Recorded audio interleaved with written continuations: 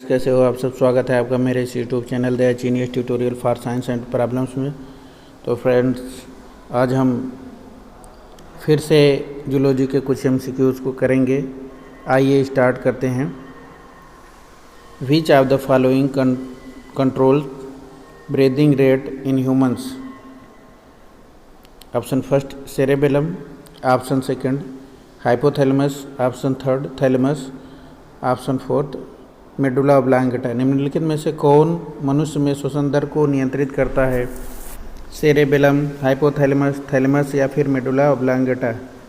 तो मनुष्य में श्वसन दर को मेडुला ऑब्लांगेटा नियंत्रित करता है, इसलिए ऑप्शन डी राइट आंसर होगा। एक्सप्लेनेशन देखिएगा। The breathing rate in humans is controlled by medulla oblongata. It is present in the brain stem. It is an important part of the brain. मनुष्यों में श्वास की दर मेडुला ऑब्लांगेटा द्वारा नियंत्रित होती है। यह ब्रेन स्टेम में मौजूद होता है। यह मस्तिष्क का एक महत्वपूर्ण अंग है। आइए अगले प्रश्न पे। The outside layer of the oocyte is zona pellucida, theca interna, theca externa या फिर एंट्रम। अंड कोशिका की बाहरी परत है zona pellucida, theca interna, theca externa या फिर एंट्रम। तो अंड कोशिका की बाहरी परत जोना पेलुसिडा होती है, इसलिए यहाँ पे ऑप्शन फर्स्ट यानी ऑप्शन ए राइट आंसर होगा। एक्सप्लेनेशन देखिएगा। Zona pellucida is the glycoprotein layer surrounding plasma membrane of mammalian oocyte. It is a vital part of the oocyte. Zona pellucida स्तनधारी oocyte के प्लाज्मा झिल्ली के आसपास की glycoprotein परत है। यह oocyte का एक महत्वपूर्ण हिस्सा है। अगले प्रश्न पे चलते हैं। Question number 2। The mature follicle is also called as.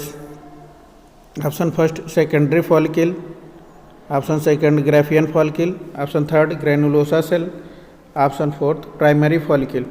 परिपक्व कूप को कहा जाता है प्राथमिक follicle, Graafian follicle, granulosa cell या फिर प्राथमिक फॉलिकल।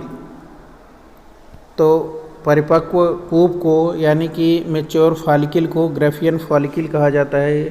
तो यहाँ पे ऑप्शन सेकंड जो है ये ग्राफियन फॉलिकल है। ऑप्शन सेकंड इसलिए राइट आंसर होगा। एक्सप्लेनेशन देखिएगा।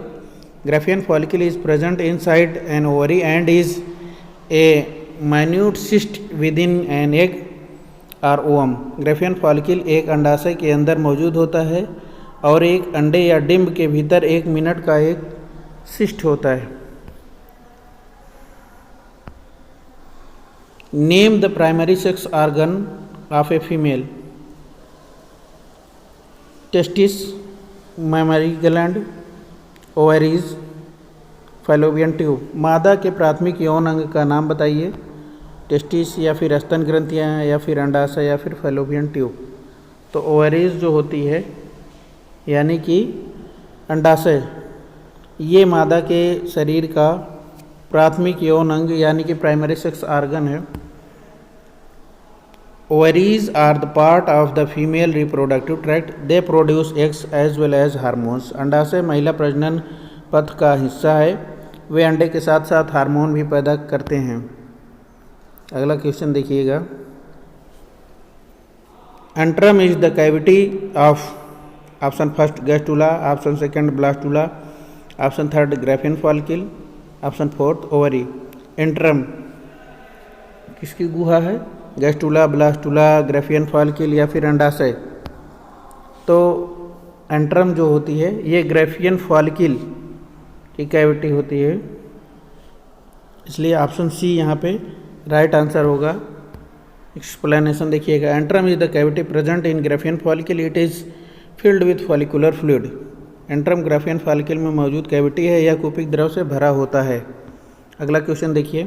कैपेसिटेशन ऑफ स्पर्म अकर्स इन, यानी कि शुक्राणु की क्षमता में होती है। कैपेसिटेशन की प्रोसेस जो होती है वो कहाँ पे होती है? फीमेल जेनाइटल ट्रैक्ट में या फिर वास डिफरेंशिया में या फिर वास वेजाइना में या फिर पेनिस में महिला जननांग पथ जिसको कहते हैं, या फिर वास डिफरेंशिया योनि, या फिर लिंग। तो कैपेसिटेशन की प्रोसेस जो होती है वो फीमेल जेनाइटल ट्रैक्ट यानी कि महिला जननांग पथ में होता है क्लैपिंग की प्रोसेस, इसलिए ऑप्शन ए यहाँ पे राइट आंसर होगा। एक्सप्लेनेशन देखिएगा, capacitation is the maturation of the spermatozoon glycoprotein coat and seminal proteins are removed from the surface of sperm acrosome. This takes place inside female reproductive tract. क्षमता शुक्राणुओं की परिपक्वता है। Acrosome शुक्राणु की सतह से ग्लाइकोप्रोटीन कोट और सेमिनल प्रोटीन हटा दिए जाते हैं। यह महिला प्रजनन पथ के अंदर होता है। अगला क्वेश्चन देखिएगा, the Mullerian duct is the female amniotes develop into मादा एमनियोट्स में मुलरियन डक्ट में विकसित होता है। यूटेरस, यूरेटर्स, ओविडक्ट या फिर वेजाइना। तो मुलरियन डक्ट जो है ये कहाँ पे डेवलप होता है? ओविडक्ट में, यानी कि ऑप्शन सी यहाँ पे सही है। एक्सप्लेनेशन देखिएगा इसका, Mullerian duct are primordial analyse of female reproductive tract, they differentiate to form Fallopian tube, uterus, cervix and vagina. Mullerian duct महिला प्रजनन पथ की प्राइमरी एनालिज है। वे फैलोपियन ट्यूब, गर्भाशय ग्रीवा और योनि बनाने के लिए अंतर करते हैं। पॉलीस्पर्मी प्रिवेंटेड बाई, पॉलीस्पर्मी को किसके द्वारा रोका जाता है? फर्टिलाइजेशन कोन, फर्टिलाइजेशन मेम्ब्रेन, जेली कोट या फिर टर्शियरी मेम्ब्रेन। तो पॉलीस्पर्मी को फर्टिलाइजेशन मेम्ब्रेन द्वारा जो रोका जाता है, इसलिए यहाँ पे ऑप्शन सेकंड यानी कि निषेचन झिल्ली सही आंसर है। एक्सप्लेनेशन देखिएगा, polyspermy is the condition in which an egg is fertilised by more than one sperm. This is not seen in humans. After the fusion of one sperm into the egg, the fertilisation membrane is formed to prevent the entry of other sperm, thus preventing polyspermy. Polyspermy वह स्थिति है जिसमें एक अंडा एक से अधिक शुक्राणुओं द्वारा निषेचित होता है। यह मनुष्यों में नहीं देखा जाता। अंडे में एक शुक्राणु के संलयन के बाद अन्य शुक्राणुओं के प्रवेश को रोकने के लिए निषेचन झिल्ली का निर्माण होता है और इस प्रकार पॉलीस्पर्मी को रोकता है। Fertilisation of egg by sperm occurs in, शुक्राणु द्वारा अंडाणु का निषेचन कहाँ होता है वो पूछा गया है। ओविडक्ट में या फिर ओवरी में या फिर यूटेरस में या फिर वेजाइना में। तो